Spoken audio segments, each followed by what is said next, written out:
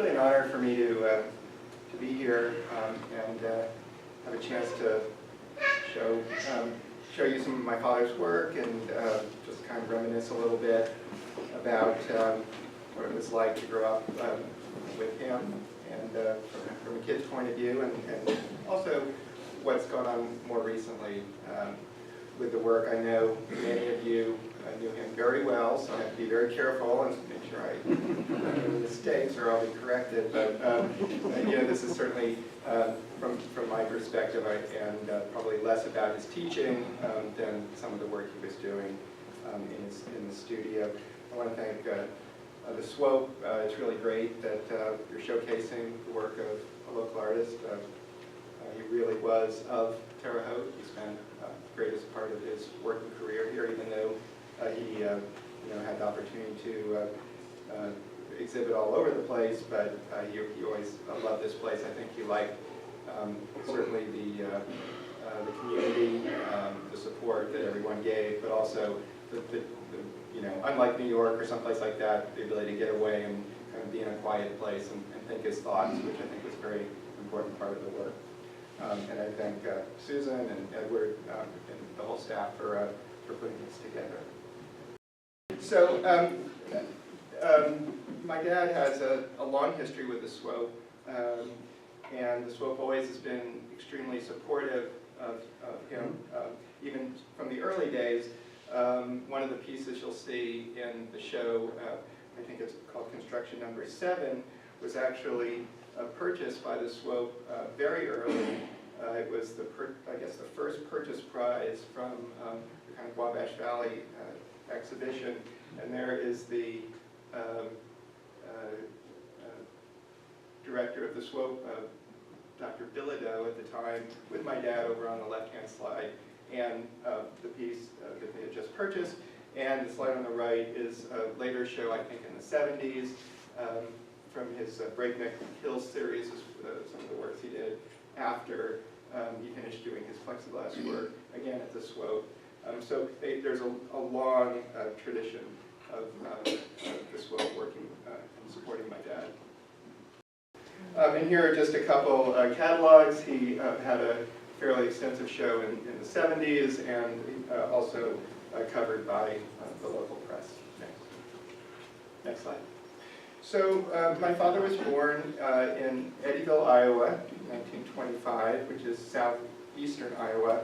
Our family, his family on the paternal side, the Lamis family, came from Holland, from southeastern Holland, and they were called the Lemons, L-E-M-M-E-N-S, and I have a very crazy relative who's traced the Lemons back to like the 1500s, and it was interesting to see. But at any rate, they came to Iowa, they came up to Mississippi, and they settled in Iowa in about the 1840s. And they stayed in that small town. They were all farmers, and they stayed in that small town up until I think he was the 5th generation to be born in that town. In fact, I had a chance to go out there, and my grandfather, great-grandfather, great-great-grandfather, and great-great-great-grandfather are all buried within like 30 feet of each other in this cemetery, which was kind of interesting for me to see.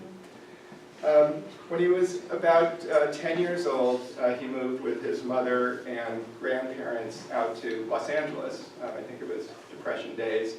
And they all settled in Culver City, right close to the MGM studio, the movie studio lot. And my grandmother worked in the commissary as a waitress, and he worked, like when he was in high school, as a runner. And he had lots of really, you may know, interesting stories of running into famous movie actors, and it was really an exciting time for the movies at MGM, and that really kind of put a kind of whole dynamic into his life. One story he always tells is that they were filming The Wizard of Oz, and all of the little munchkins were like boarded out in the neighborhood with all the different families, and they were running amok, and he was like the same size as them. It was kind of a crazy time. He served briefly, and he wasn't a really profound student, but he had a lot of interesting hobbies.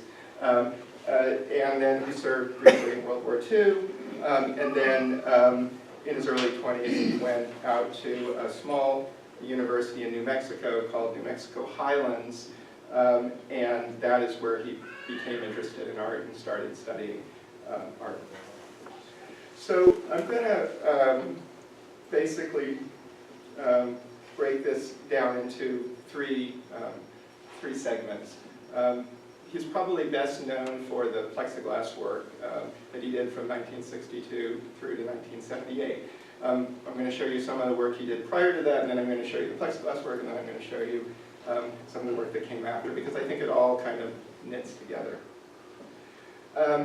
So this is a picture that was taken in the 50s, and he's looking through a kind of prism.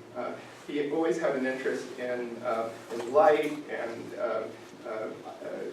perception, and even before he got involved with plexiglass, he was thinking about these kinds of things. He experimented with many different kinds of materials and vehicles throughout the 1950s before he landed on plexiglass. Mostly what he did actually was welding.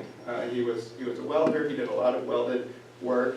Here you can see he was, before he came to Indiana State, he taught at Cornell College, which is in Iowa, his first teaching job.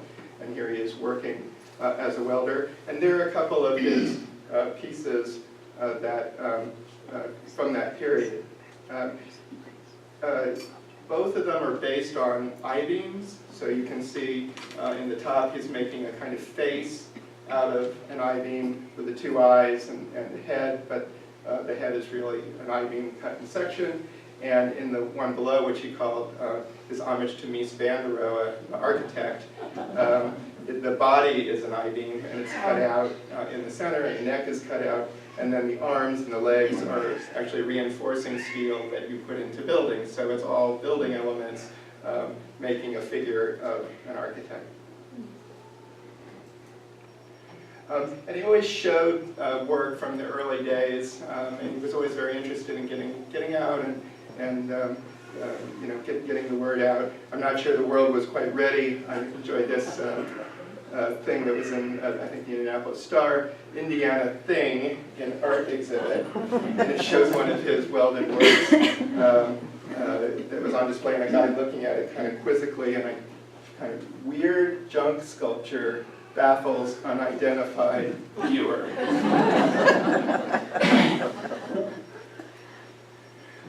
But he also did graphic design. This is actually made of tape, so he would kind of take tape and put it at 45-degree angles and kind of create these patterns. And he did similar kinds of work in welded metal at the same time. They're somewhat like trees and forests, or he described it as landscapes. But you can see there has always been a sense of abstraction about it. So even though it's looking at a naturalistic form, it's always abstracted. So one of the big influences that he always felt in his life was artistic influences. Perhaps the main artistic influence was the sculptor Naum Gabo, who was Russian originally, lived in Europe for a long time, finally came to the United States, and he was the kind of founder of a movement called constructivism in the early 1920s. And my dad, and he wrote something in 1920 called the Constructivist Manifesto, which was like a kind of theory of art, in which rather than thinking of things in terms of solid mass, or sculpture in terms of solid mass, it was more about volume and almost kind of architectural quality of work. Anyway, he was very, very moved by all this, and you can see some of his Gabo's pieces. In the upper right is an early head, and you can see the head. It isn't modeled in a traditional form, but it's a series of planes that create the space. And then as he went on later in his career, he did these more abstract, mathematically based sculptures, and this just totally moved my dad, and he became a kind of disciple of him. And you'll notice also that even though this was done like in the 1930s, it was done in early plastics. So, you know, Gabo was using plastics kind of in the late stage. So my dad, being very kind of outgoing, he tended to like contact people that he liked their work, and so he wrote Gabo a letter while he was still in school, and Gabo replied, and they got this kind of correspondence going to the extent that he actually went and visited him. Gabo was living in Connecticut at the time. He visited him. When I was a really little kid, we went over to his house, and he was a little bit of a mentor to him, so it wasn't just a kind of theoretical thing.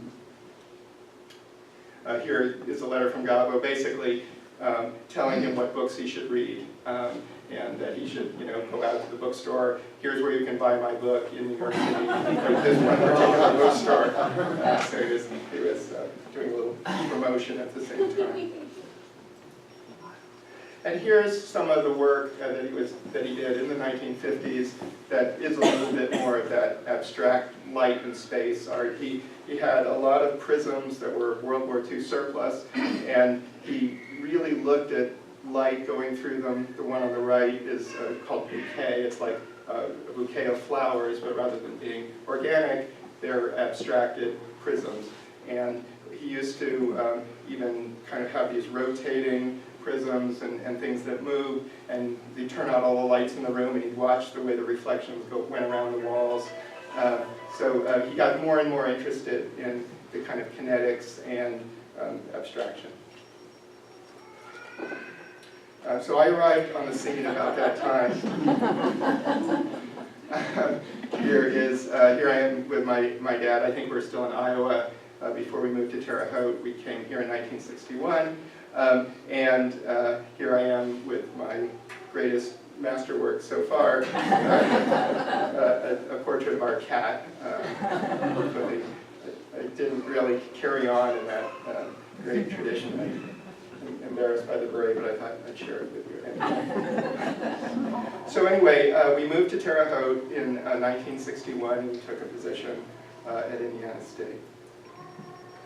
And it was really almost at exactly that time that he did his first works in plexiglass. This is a picture that's taken at our house on Oak Street, where we lived for most of the period. We had a wall in the backyard. And these are some of the very early first plexiglass pieces that he did. And I think maybe one of them is the one that's in the Swope your purchase. But you can see he was experimenting. I mean, many of them have that kind of cubic form, but he was really experimenting with different things. The one on the right is a lot more sculptural. The one third has a diagonal. So, I mean, he was really exploring this medium and all the different kinds of ways it could be put together before he kind of settled on finish. And here he is in the studio, which was in the basement of our house for the early days, and he always assembled there. And then later in the 60s, he built a separate studio on the side. And you know, I guess I'd just take a minute to talk about like process.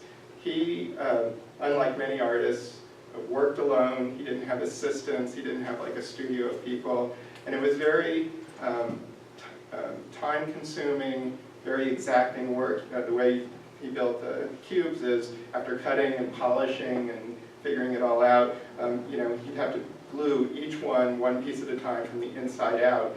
And one piece, one sculpture would have, you know, 100 or so pieces of plexiglass, and they all had to be exactly right. And you had to wait for the glue to dry on one before you could do the next. So it was very slow, time-consuming work and very exacting.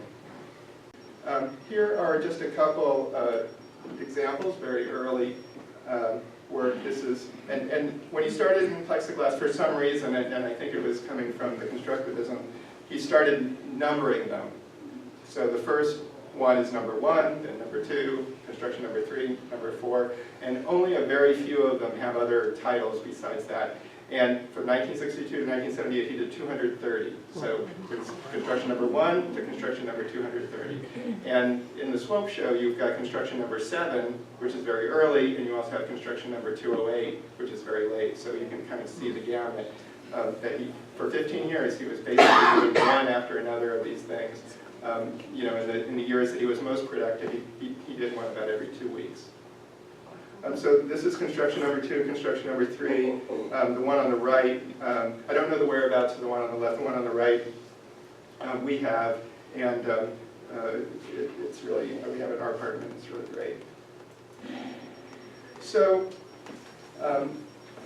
at that time, he started having a lot of having commercial success. He went to New York, and I think it was like the right moment. He was doing the right thing, and he first was in a gallery called the Contemporaries, and then he was in another gallery called Martha Jackson. She was quite a well-known gallerist at the time in New York. And then he joined a gallery called Stempley. George Stempley was a Swiss gallerist and had a very well-respected gallery on Madison Avenue at the time.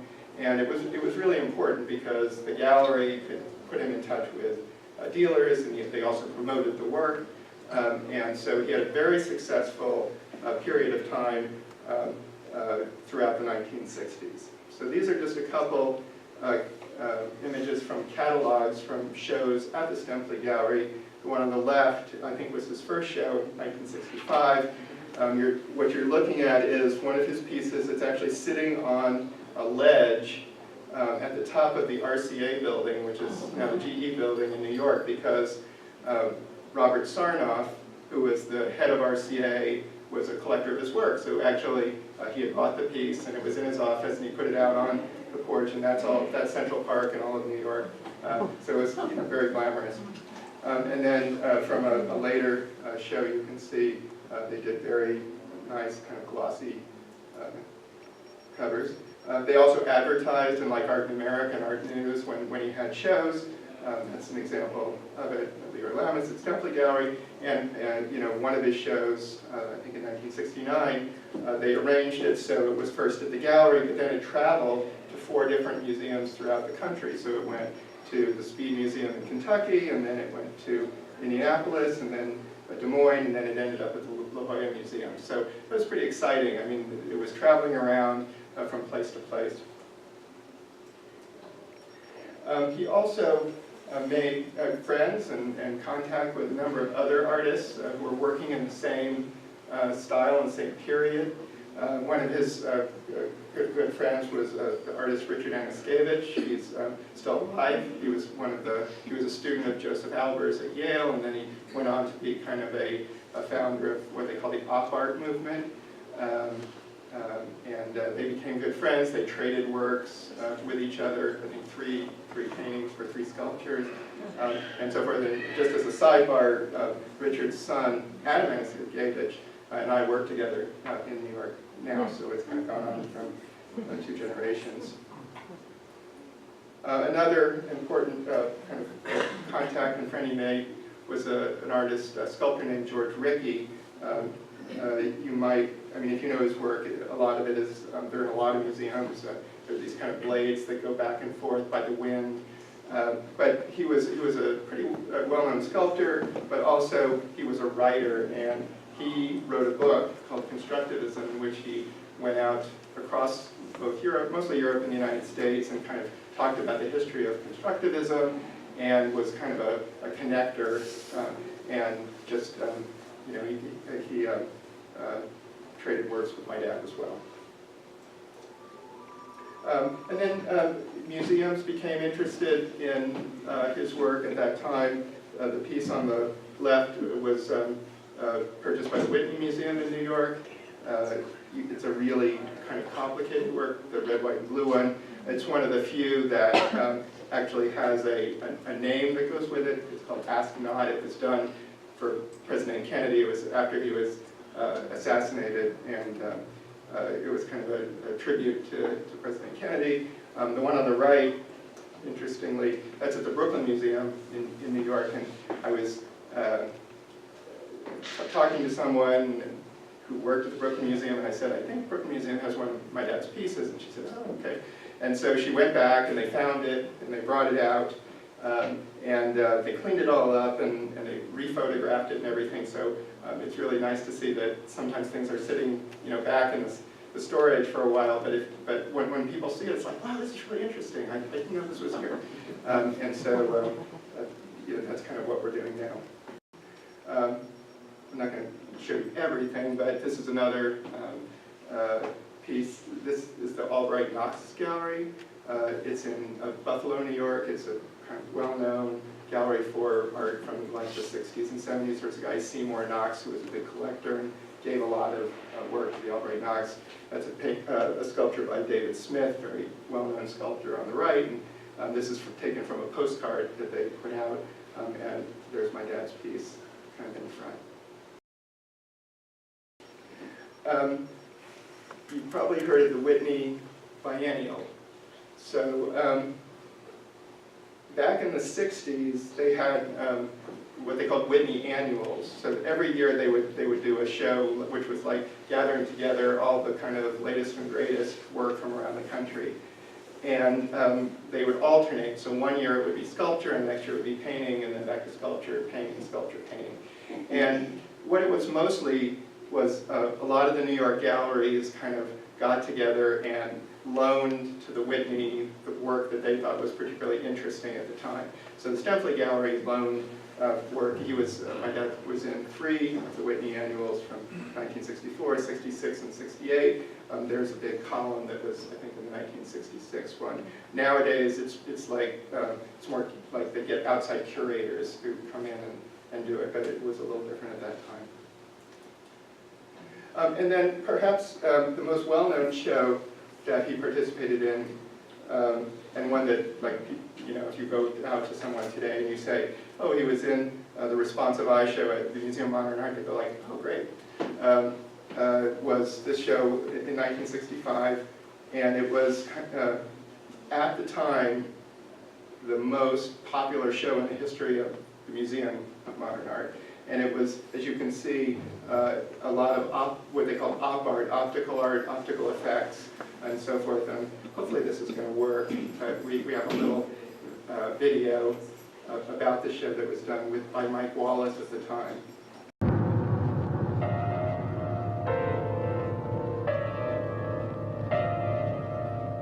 The Responsive Eye is the title of an exhibition on view at the Museum of Modern Art in New York City between February 23rd and April 25th, 1965.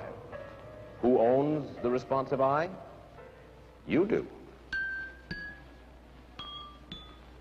If there is one thing more than any other that we like to assume about a work of art, it's that it will sit still and behave itself while we take a look at what the artist has created.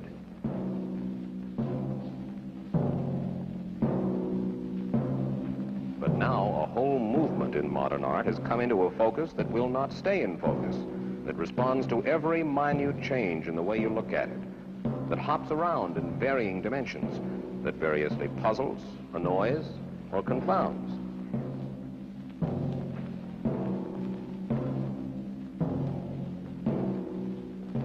This assortment of work has been lumped under the collective title of optical art. Our eyes tell us that the surface of the work is woven like a basket. Actually, it is flat. Is the staircase right side up, or upside down, or both? Here is a maddening drawing. Here is a model of a human eye. It is a basic fact in the enjoyment of many works that we accept perspective, a dimension that seems to be in the painting when no such dimension really exists. Or does it?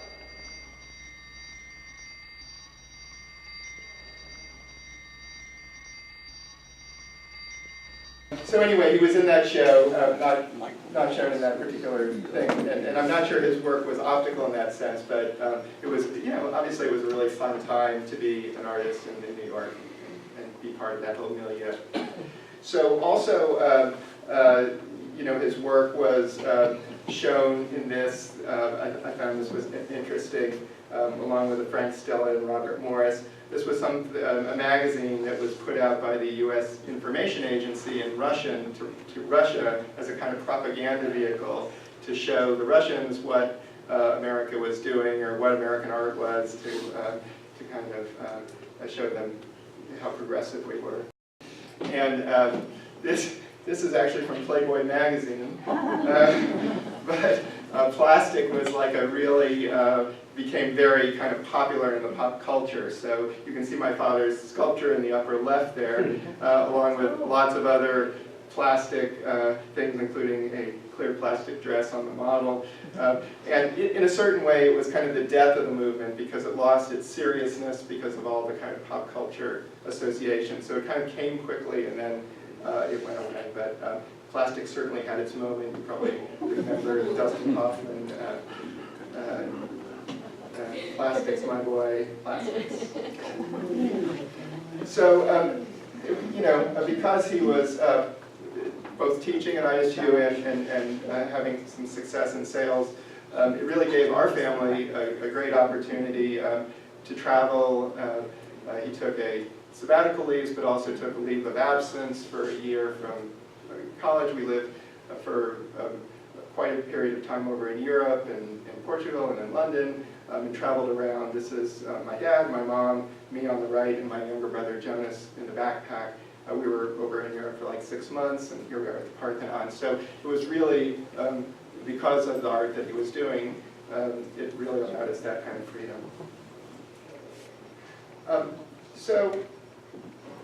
These are just some examples of the different kinds of work he was doing, some of the later work.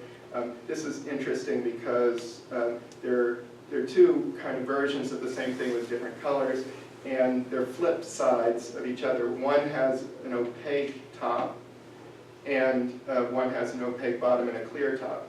So if you look at, say the image on the left, if you look at it clear, it looks a certain way, but if you put a piece of white plastic in front of it, it kind of obscures the image, so you get a different look at exactly what is going on behind it, and then it's exactly the opposite on the other side. So he was really very interested in perception and how you looked at these things and how you looked at them at different angles, how light both went through it and was reflected out, how the edges worked. So there was a lot of complexity in perception in the way you perceive these pieces.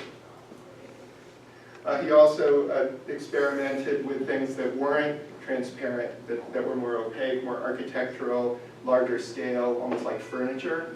So these are some of those pieces.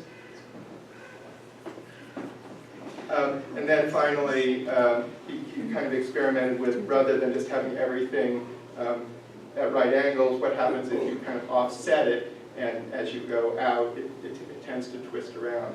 So this is, I told you there were 230 constructions. This is number 230. So this is actually the last one that he did. And, you know, then he was done. I think that, you know, when you're successful at something, people ask you to do it, and you keep doing it, you keep doing it. And I think, you know, as far as from an artistic perspective, as an experiment, you know, I think he had said everything that he wanted to say in plastic. And so he stopped, and he never did another one, and that was it. And then, you know, I think what do I do now? Well, he had a teaching job, but next. This is just the last time I think there was a big show of his work. It was actually here in Terre Haute in 1979 at ISU. There's about 30 different pieces here. It's not a very good picture, but it gives you a sense of all the different work he had been doing, mostly through the 70s. Next.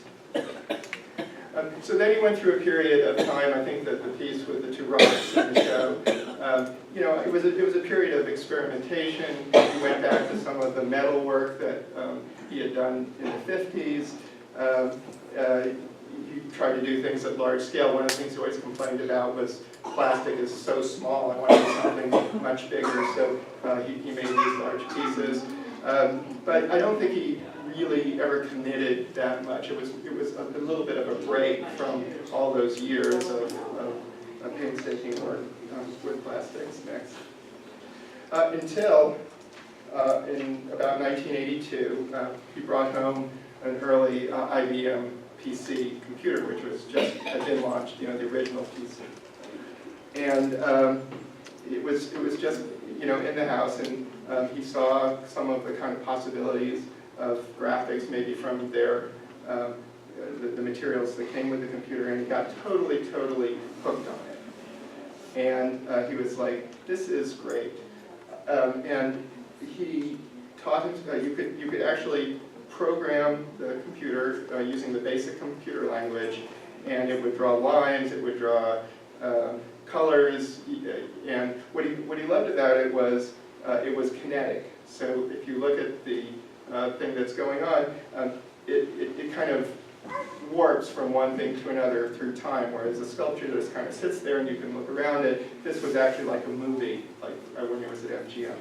So he taught himself how to program the BASIC, and you can see this is a book that he published and put together that showed the programs, and then he actually wrote out what the program was that created the image.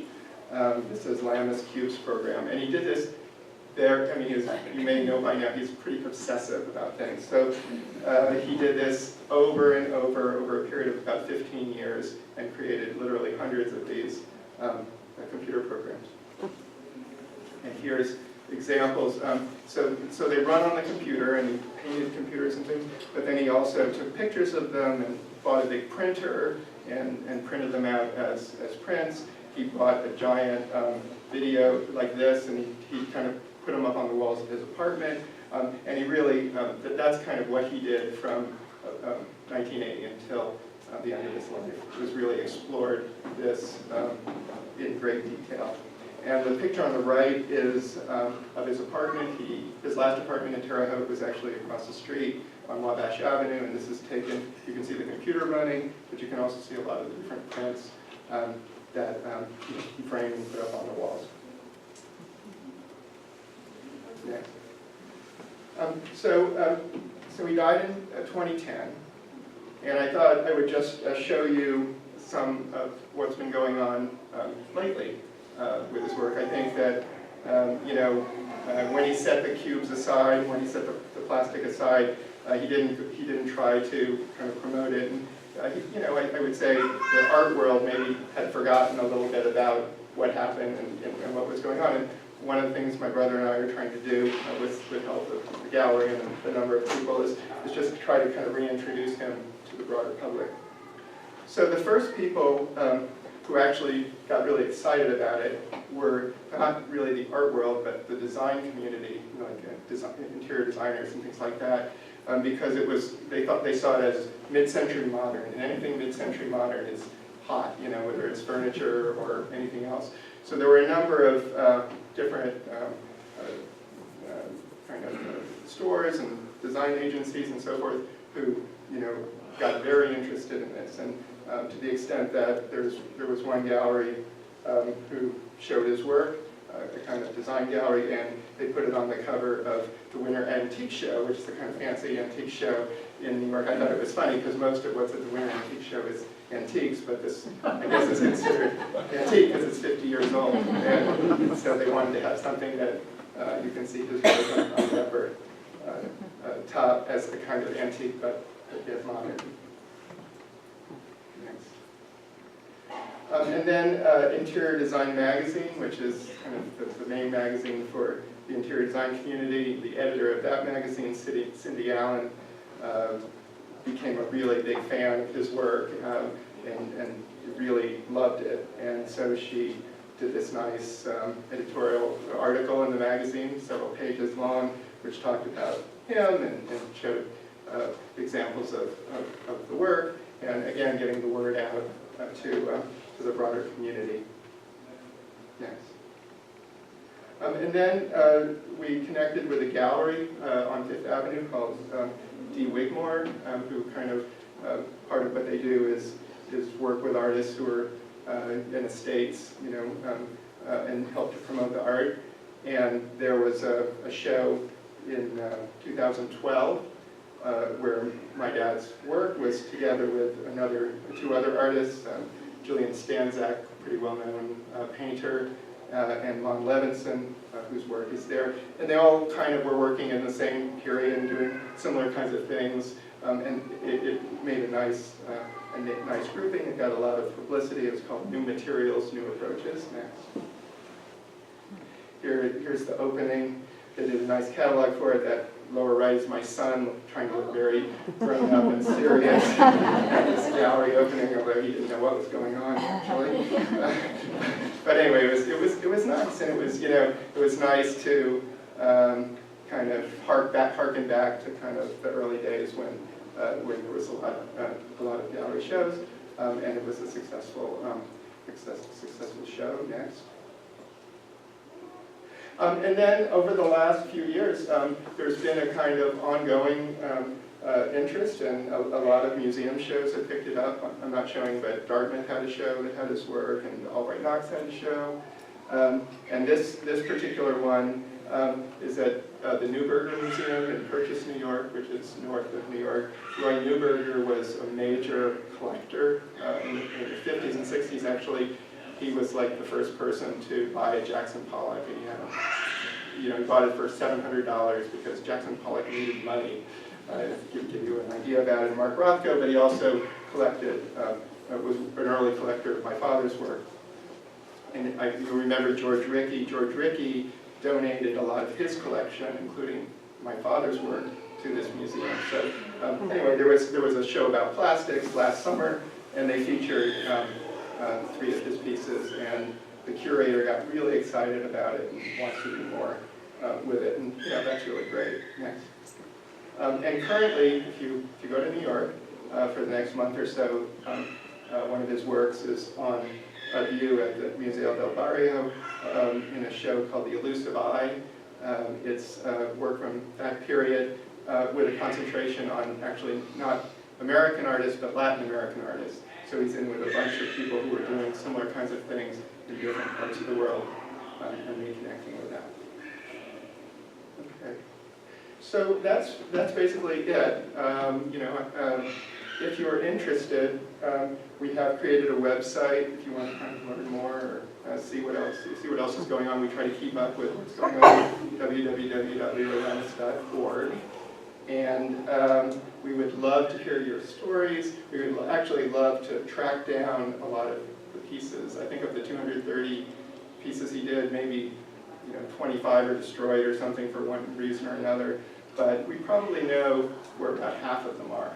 But there's like 100 of them that we have no idea even where they are. And I'm guessing some of them are around here. So it would be really great if you know anybody who has it. I'd love to find out more. We're trying at some point in the future to kind of do a book about his work. So that would be fantastic. So that's all I've got. Thank you very much.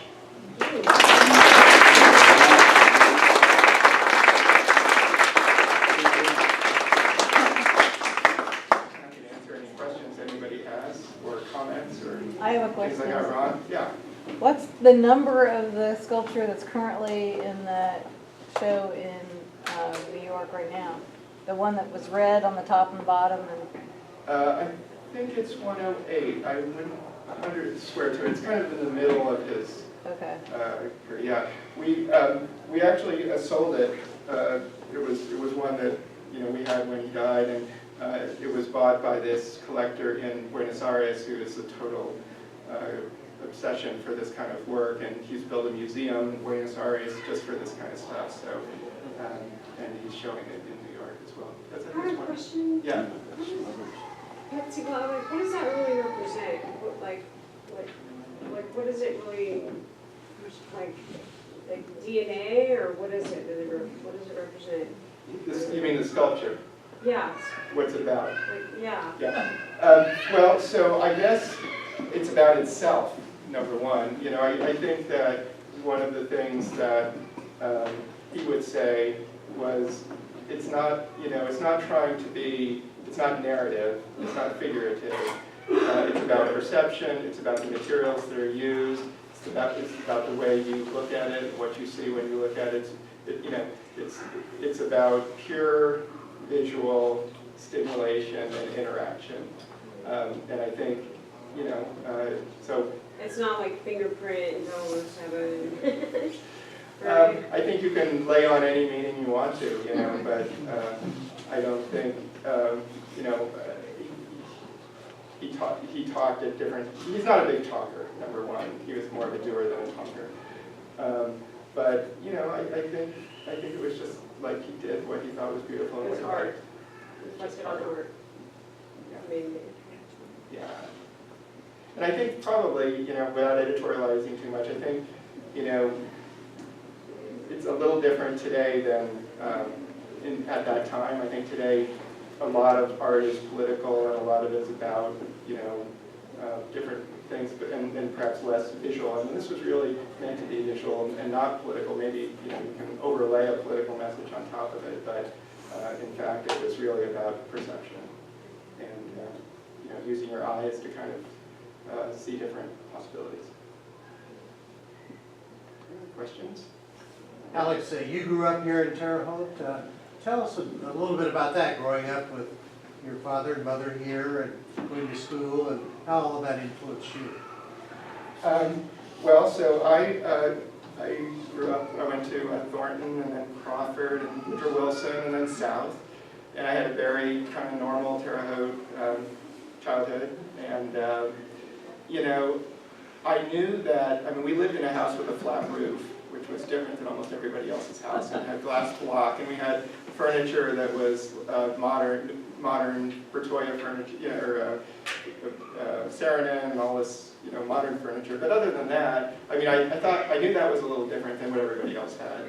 But other than that, you know, it was just a real normal thing. It was on the tennis team and debate team, you know. I mean, so it was good. I think one of the big advantages that I did have, you know, we had the community in Terre Haute. We had good friends and everything. We had ISU.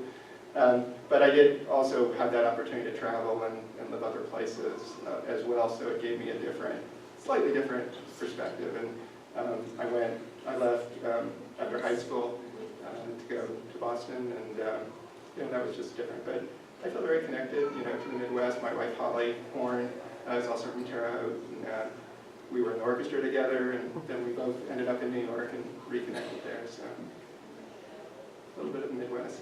Thank you. Yeah. Okay. Yeah. So do you feel like growing up with your dad's sculpture influenced your interest in architecture? I think it could not help but influence it. You know, it was one of those things like I was dragged around to every museum in the world. I mean, you know, that's what we did. We went to museums and I'd like hide under benches and I'd look at the names and dates, and it was just like, so at the time I didn't particularly, you know, appreciate it, but I think it couldn't help but sink in. And when I went away to college, and you know, I mean, I always knew architecture was a possibility. It was like, I can do this. You know, this is easy for me because, you know, it's just in my blood to do it. So certainly it's been helpful. And you know, just going through the process, I feel like I was pretty far away from it for a long period of time, and just through the, you know, through necessity and being given this kind of all this work and trying to figure out, you know, what to do with it has kind of forced me to kind of look at it again through a different lens of, you know, having different experiences, and it's been a really great experience. All right. Thanks again. It's really great to be here and have so many people who knew him and supported him. So thanks again.